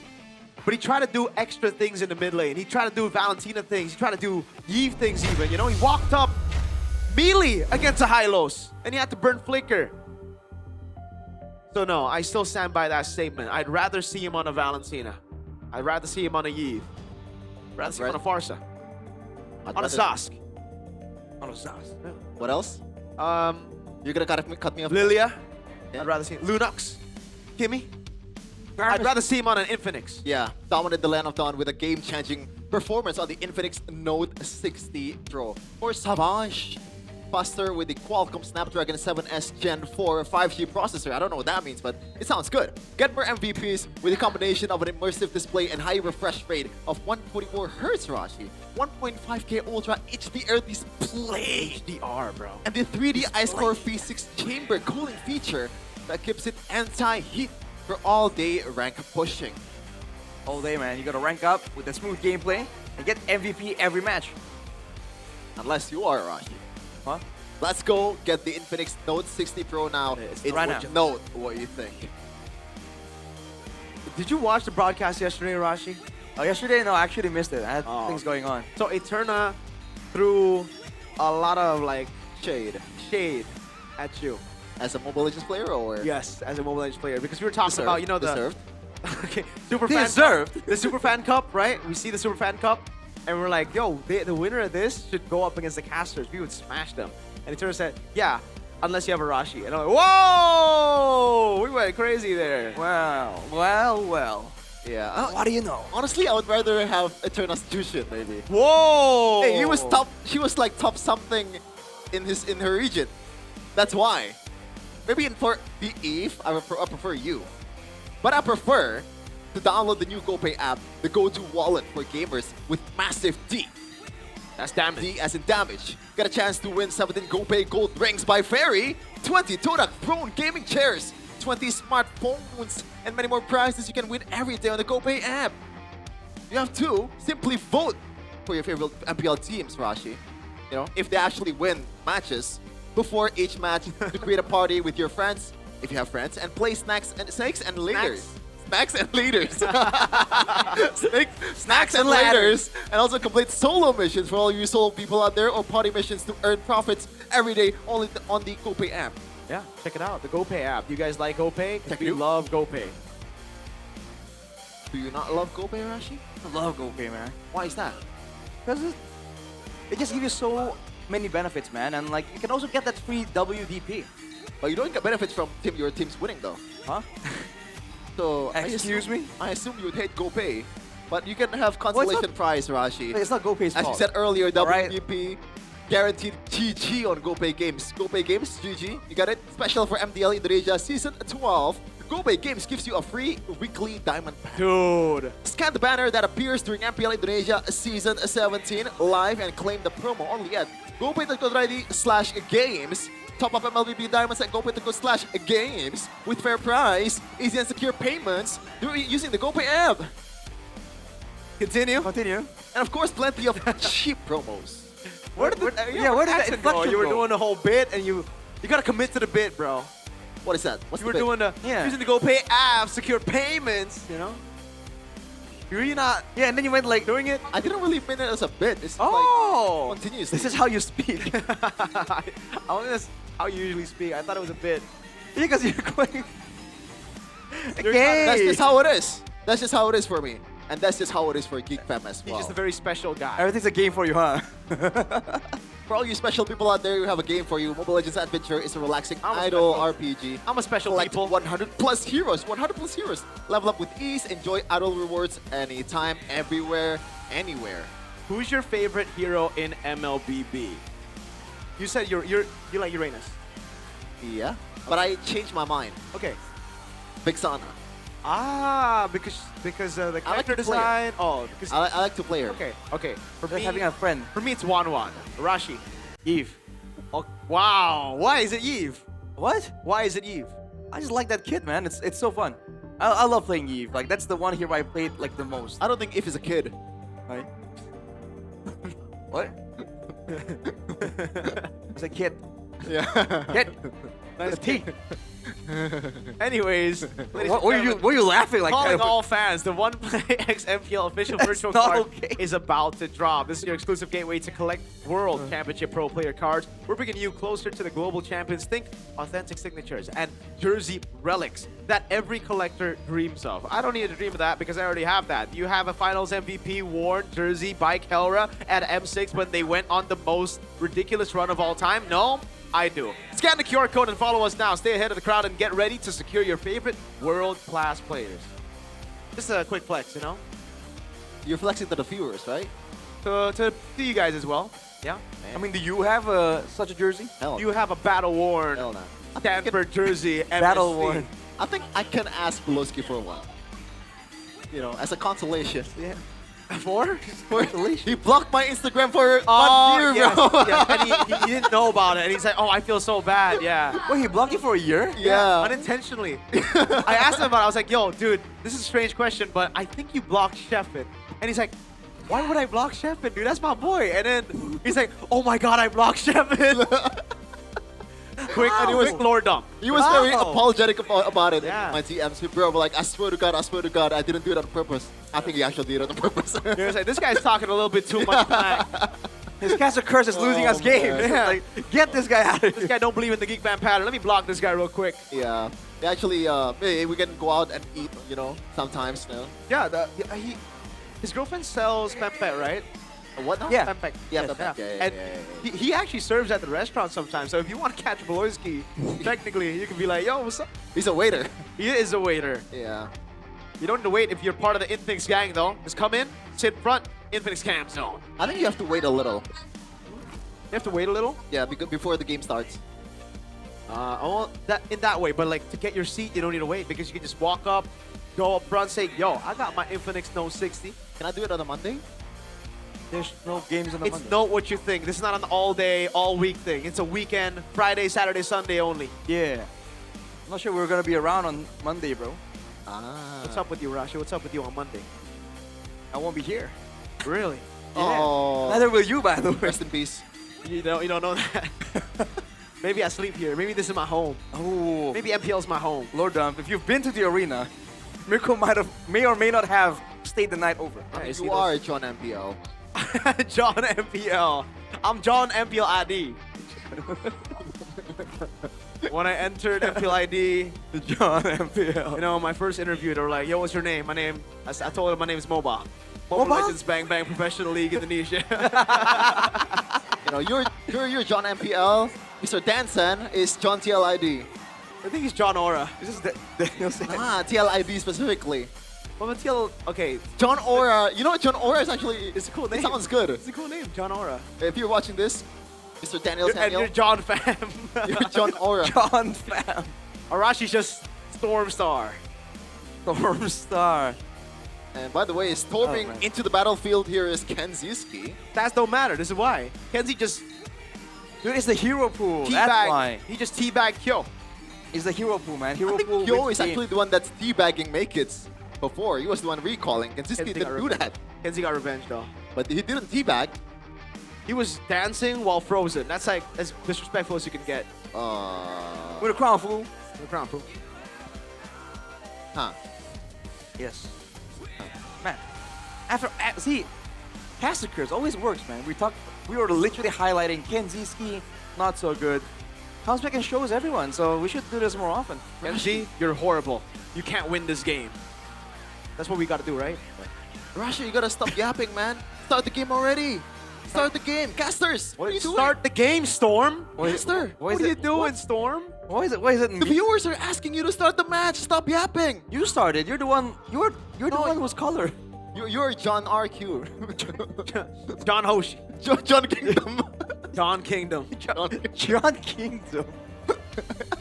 John Kingdom sounds kind of wild. Oh, man. Right. First pick selection, though, it's going to be Geek Fam. Yeah. So they don't think that earlier the draft was the winning formula. It was the execution. It is. They want a difference. Someone actually said in the comment section, I don't understand, I think they said. Yeah, we're just chronically online. That's usually the normal experience, so don't worry about it. If you don't know what a scuba is, then you're not going to get any of these jokes. If you don't get what we're talking about, then you are normal. You are the normal one. We are the weird ones here. We're Actually, you know what? On the internet, you're not normal. On the internet, you're the minority. Because you should know these memes. Yeah. If you're on the internet. But if you just randomly, you know, go on YouTube, go on TikTok to watch MPL, then you won't understand. You should come to the arena then, because you're not online. You should also come to the arena to witness the first loss of TLID this season. Yeah, we just talking about Castle Curses, Kevin. I don't know if you want to be saying I don't know about that, Shepard. And by the way, the 100% win rate for TLID on the blue side is now 80%. No! The 100 gotta go. Well, technically yesterday, the 100 of Onyx also went away. Yes, sir. Broken Walls, though. That will be the next map. Broken Walls. It might favor Marcel, maybe? Ooh, it might favor Geek Fam, though, with how Veloci likes to maneuver and be sneaky. More avenues of approach. And already, same bans from game number 1. All very respectable there. Chip, Blue, Freya. Huh. Well, Kyo hasn't played any Fanny so far. Is Kyo playing a good Fanny in scrims? That's Kevin? Kevin! Oh my god. Bro, this guy! I'm sorry. I'm sorry you're back to the joke, please. Did you forget last season? Kevin was amazing on Fanny. Is he? Yeah. Yeah, he was great. His Fanny is amazing. It just wasn't good enough. That was good enough, I'd say. It was good enough to win them games. No, the team was... Yeah, The fact that the Fanny is banned on the side, though, is make Kids' Fanny not good enough. No, they just want Freya. Okay. That's the thing when you have Beloyski, though. You have one ban slot that it's open because you have to ban the Helker, so something's gonna go. But they gotta. Whoa, that's an early phobia. They want to carry red 3, I think. Interesting. A lot of purple here for TLID. Are they gonna go Eve now? There's no Juice. I mean, there's no Zetian. That should be the perfect one, right? I mean, against a Phobius and also Jushin, I feel like that's an easy one for a boy. He hasn't played the Eve this season, believe it or not. That's crazy. Well, the first for everything. Castle Curse, Shepin. Oh boy. Leo Mord and Eve. Great chase potential. Good kite technically against the Tsushin. They're more back and forth available for Geek Fam. As TLID, they double down. They want to have good team fighting and they want to get some of that first single target burst experience. I hope Geek is banning the Kalea. Yeah. The Kalea is a good answer, but I think right now for TLID, you know, I wouldn't be too surprised if they go Kaja. Whoa, I mean, it's an honest approach. It's a bit weird, don't you think? It's an easy way to win matches, the Kaja. Like, there's a lot of debuffs as well, but 0 picks in ID. Yeah, I think PH actually brought it once, no? They won. Falcons picked up the very similar comp as well, by the way. Like a Phobius and Phobius and a Valentina they picked up very early on, and then they carried red 3. Baksha maybe ban? Yeah. They gotta ban Baksha and Fredrin.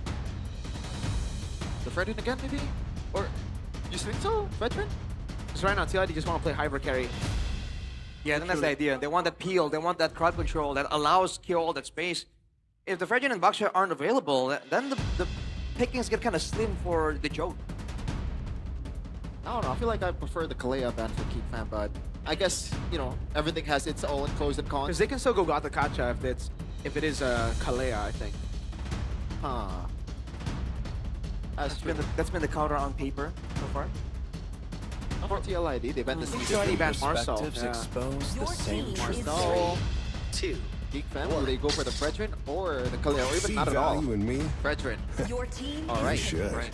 I like the drafts. On point so far. TLID though, it's gonna be the Gaton. Oh. Interesting. Is he for early game fighting power? It's good against the Leomord and Freya. I mean, it's pretty rough. You have more defense with the passive against the physical damage, but it's still not a good time early on. Not without backup, at least. What do you use as Beloyski here? I don't see any like clear answer so far. Yeah, I don't know about the Hylos either. Not really. Yeah, that's the first thing that came to mind, but Tigreal? still. Nah. Nah. We can only hope, but I don't think it's happening. Beloyski. You want to go back to the Cho again? Honestly, this is a pretty good game to go Cho. Like, no, I mean, it's not good, but it's the only... So that or Hylos? I don't think you want to go Hilda. I don't think you Grok? want to go Hylos. Grok. Okay, I like the Grok, actually. Yeah. I like the Grok. Grok is a good shout. But I feel like there's gonna be something crazy here. They're the one who's picking the Kalea and the Sora. I think in a way they force the Purify on Kyo, right? So now you can chase him easier. Yeah, they're focusing on shutting down Kyo because both Make-Kids and in theory Marcel, if they get left alone, they can delete Kyo in the fights. I was thinking the Harley for Kevin, but now, I don't know. Like, they might have to just go Suyo. Or do you want to go something crazy that can peel for Akai? Yeah. Oh, that's a pretty good shout. Yeah, I'm okay with that idea. Because all of these are like dives, right? Oh. That kind of works too. There's a bit of an anti-CC and also some CC from the Lucas as well. They played the Lucas before. Their first game, I believe it was. Interesting. So what do you think, Rashi? I think it's good for TLID, man. They're trying to fight fire with fire almost, right? They saw the dive and they're thinking, if we can out-damage you, if in the clash, you know, we have a Kerry and Lucas beating up on your Phoveus, on your Freya, we might come out on top. And they've been doing well in the early game. That might just be the angle that they're going for, shutting down the early game and making sure they don't allow GeekFam to play that geekable game. Lucas and Leomore are technically the same guys. But Lucas, there's a bit of a downtime between the skills that he can do, right? Well, you're just waiting for your stacks. Yeah. Your passive. Compared to Just Leomore, waiting for the cooldown. Yeah, you can still basic attack everywhere, but we're gonna see though if GeekFam will close this one out 2-0 and force the first ever match loss of TLID in Season 17. Or will TLID prolong this one to 3 games? So what is it gonna be, folks? Naruto or Luffy? It's not Luffy. Yet. Not yet. Maybe. At this point it is. Perhaps. Well, let's see how this one goes, man. Because again, in a big team fight with the Sora, man, with the Sora and the Eve and the Kalea, there's so many things going for GeekFam if they don't really get shut down in the early game. So that's where there's some urgency on part of TLID. You like this choice, Vengeance? Yeah, Vengeance. Interesting. I guess there's no way he's getting away from most of the CC. That's why he went for a bit more tankiness instead of Purify. Now work out. Emma's by you here. Put yourself together for both Aboy and Beloy. So looking forward to a lot of flickers as Leone here with the vitality and the tenacity. He's just going for that usual tank build. Has a revitalize, so let's try and use that to get an advantage in the early game. And this Freya might be a solution for the carry's laning phase, man. Kyo seems to be struggling just a little bit. Carry is a pick you would want to go up against Freya, by the way. Yeah. Maybe early game 1v1 you're not gonna win unless the Freya makes a mistake, but the longer the game goes on, especially once you get a Wind of Nature, then with the Vengeance, right, to shut down the burst potential. But still, like it's still gotta go through. Surely. Yeah. It won't be as simple as without. I think GeekFam actually having a lot of pressure in the lane so far, but not a lot of ganks just yet. So far, nothing happening in 2 minutes of action. Both teams are just still trying to get... Oh, that's a Purify. That's huge. They really want to bully them. They really want to get that prio. Kenzie, but after the wave, they're going to go for... Oh, a boy! Caught on the taunt, not enough damage, but they burn out the flicker again. So a boy is technically just out of the fight. That's even more huge for TLID. But Loyski playing a Kumar. Oh, he pulls it back. Kevin goes in, but it's a bait in the end by BBB. He stays alive on top of that. Kenzie thrown back into the fray, but he's all good. Beloyski now healing, sustaining around the turtle with the passive, around with the walk up. Goes in, Marcel shifting skies, bringing it back. Aran jumps in over on Maykids. Red Tree! That's a win for Maykids as Ritchel goes over to Crimson Peak and Baran. He's jumping around. Marcel goes to the skies. Ritchel with a Lantern Flare. Caught in the knockup of Marcel now. Picked up by Beloy. GeekFam 3-0 start. That's literally the perfect example of Rage Bait or subpar IQ from Beloyski. It turns out it is Rage Bait for sure. It's pretty high IQ too. Yeah. Right there, I think they went all in on that. They don't have flickers because they went for the Purifies, but they were still getting caught by all the crowd control, and they couldn't get away once they were having a disadvantage in the fight. So GeekFam now, with a 1.5k gold advantage, they're gonna try and do all of the same thing. Oh man. I thought that the fact that they forced out the Purify from Kyo there, they were for sure gonna gank the gold lane instead of just taking the turtle, but no. GeekFam got what they wanted, plus 3 kills as well. That was so clean though, the skill 2 and flicker. And a boy was super quick with it to punish too.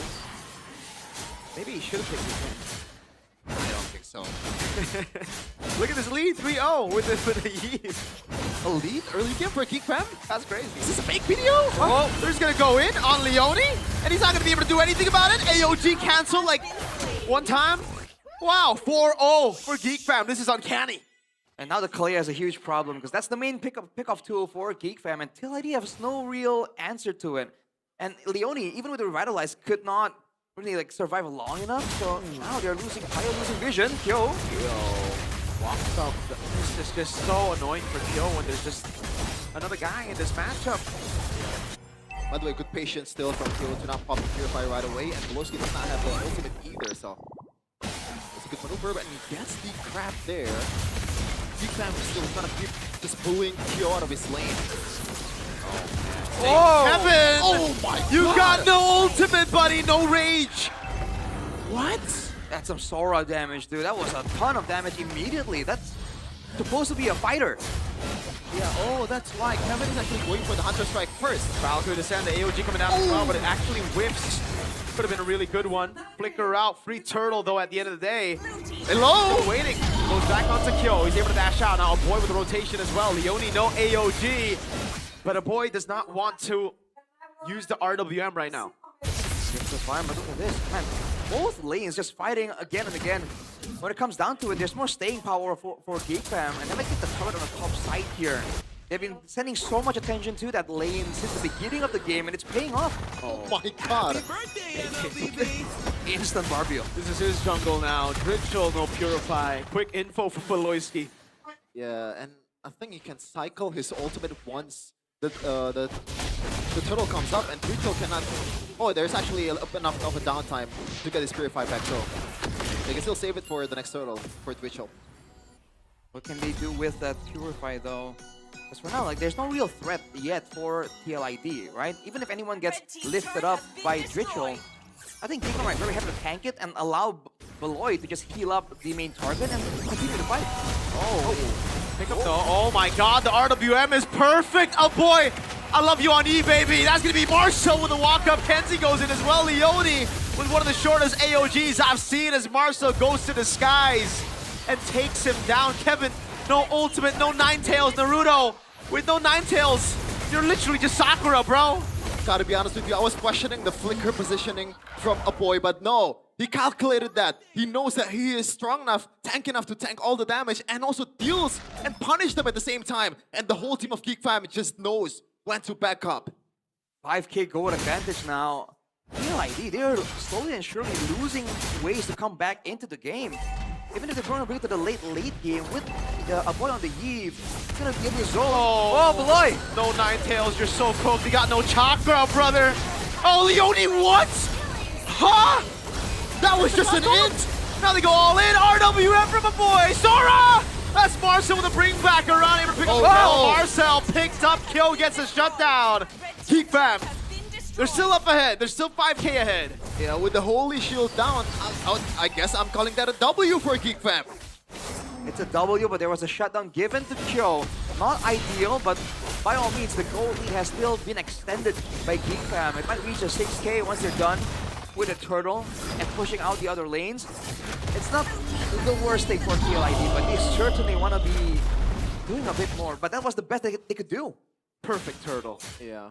This is a more stomp than game number 1, though. Under 8 minutes, 6k gold lead for Geek Fam, and a boy is already having that divine glaive. So everyone in the front line is on the table for this game. He's gonna pull the trigger on literally Leone and Aran. Not a single person has magic resistance items just yet, so he's doing true damage straight through the front line of TLID. Leone in particular, though, on the Gato, you're seeing, I guess, that aggressive nature, wanting to kind of turn things around and fight it back, but in this situation, it's making him look like he's making some really weird decisions. Okay, folks, I'm gonna throw something out there. A question. Is Leone a glue merchant? And a chip merchant. I was questioning the same thing. That's literally what I want to say as well, Miracle, before you said it. Oh no. Leone. Good chip. Leone. Leo? No, it doesn't work. Luke. Beloy. Oh! Goes in onto Leone. Oh, that's a big combo coming down. Around in the back line as well. Valkyrie descent though. Kyo's actually free hitting. Aran's doing so much in the back, but he's all alone and there's not much he can do. Kenzie! Oh my God! Tearing Kyo apart, a boy with a Void Blast. That is unfair. I thought there was a mistake from Geek Fam, but they were so far ahead. They can tank anything and everything. It might be over. Yeah. Oh no. Dritchel in the mid lane. That's the Phantom Steed. Dritchel bursted down. Kevin bursted down. Geek Fam get an upset 2-0 victory against a TLID that were on a win streak.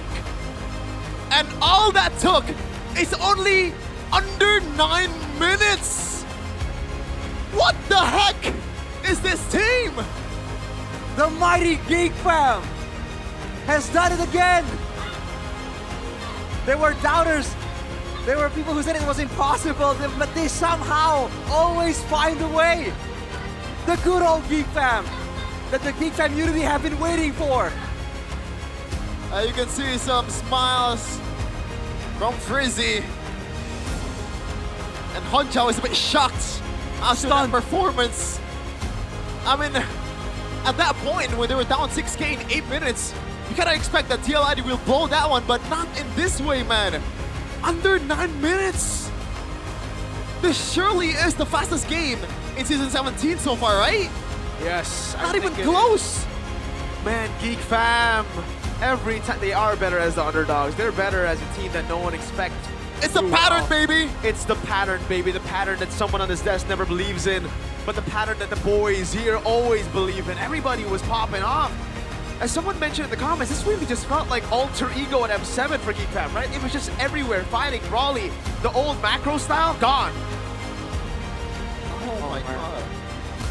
This fight though, it seemed like, you mentioned it, Q was full, like free hitting, but it seems like it's turned around immediately. Mackenzie with that dive, dude. And we're gonna see them in the stage for the second time this season. Geek Fam with Bude Clara Musar. The King Slayer. Mereka menghabisi dengan sadis. The Dan King inilah Slayer kemenangan 2-0 yang begitu bersih was slaughtering dari tim TLID Geek 2-0. Memecahkan win streak dari tim Breaking the win Liquid streak ID. from Team Liquid ID. Loyski. Ini Loyski. langsung aja Loy.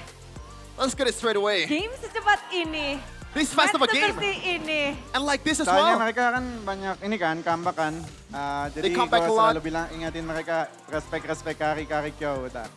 Jadi kita Which is- cepatin sebisanya. Keep respecting Okay. Ghost Carry, so we want to end it as soon as possible. Kalian memecahkan rekor juga, ini game tercepat. Belum And sampai this is the 9 fastest menit, game belum ketemu Lord, in C17. belum ada siapa-siapa. There's no lore, there's no Kok bisa? anything. How the hell did Iya, you do kok that? bisa ya? Kok bisa I don't makanya? even know. Gak tahu juga, Bude. Loh, I don't even know how we did that. oh mode ganyang-ganyang dari Ya. Geek Fam. Belajar We dari just Coach wanna Sever. Play it aggressively and we learn from Coach Ketularan Geek Fam Sever. juga. Tapi kalau ngebahas tentang minggu yang ketiga, minggu yang talking about mungkin week sudah number jadi 3. momentum Geek Fam juga, The King Slayer, Seems like this King is Maharaja Kevin, mungkin your langsung time to get kasih the ke Make It momentum. ya. Ya. We're gonna give the mic to Make It. Apa tuh, Make Bude? It. Kamu baru saja You just beat membuat tim Liquid ID TLID. seperti tak berkutik. And it looks like they have Begitu no chance at sadis all. secara Geek Fam, begitu sadis secara Make It untuk It was so menghabisi sadistic. King yang satu ini. And King you were up Maharaja against Kevin. King Bagaimana Kevin. kamu melihat match hari ini? How did you see Dia this nggak pakai match overall? Fredrin sih kayaknya, Bude. He didn't use Fredrin. Makanya jadi kayak That's why. gitu aja. He's a bit. Gitu. Tapi kalau ngebahas tentang Fredrin berarti performa But talking King about Maharaja Kevin Fredrin. kalau pakai Fredrin baru But it looks Jos. like Nggak ada so obat. without the nggak ada Fredrin, obat. is he not that Tapi, good? gimana dengan But with battle Fredrin, it hari seems ini? like Puas Make It sudah stinks. mengalahkan satu King. He's really good. Kayaknya enggak sih udah. Oh enggak, kenapa? Emang lagi pede aja pecahin WS mereka. Pecahin WS. We're just Memang confident Geek to Fam break tuh their win streak. Bener-bener dah. Melawan tim yang sedang win streak terlihat Namanya seakan-akan King Slayer, mudah. Bude. Oh benar. Our name is Berarti King Slayer, yang Bude. King lainnya harus hati-hati juga dong. Parah sekali sih, jadi tapi bisa dipanggil King Slayer dikit. Ya. Masih Yeah, we dikit. kita tadi get the berani right to kalahin be si called King King Slayer a bit because Jo. we only King Kevin. we did it once Kevin, against King tapi, Kevin. Oke, menangin langsung plus mecahin win streak dari Make It sendiri. Ini From Make jadi sebuah mental boost kah? Atau Is this a sebuah mental boost mungkin moment? pencapaian juga nggak sih untuk Make Is this It? some kind of achievement Nggak, to break udah. TLID's win streak? No, not kan really. udah belajar dari season lalu mental. Jadi main We're aja just udah. learning from last season too. Main Our aja mentality. udah. We just play and hope Main for the aja best. udah. Tapi kalau main dari Kenziski juga, tadi kita ngeliat ada But from momen-momen Kenziski, there di mana were kamu a few moments terus-terusan mengejar dan you're still membuat chasing game around yang pertama bahkan the TLID begitu bersih. members. Kamu tanpa tumbang juga dari game And you were pertama. deathless Ini Kenziski in kerasukan game number 1. apa? Gak tau. What the hell happened to you? Cilor.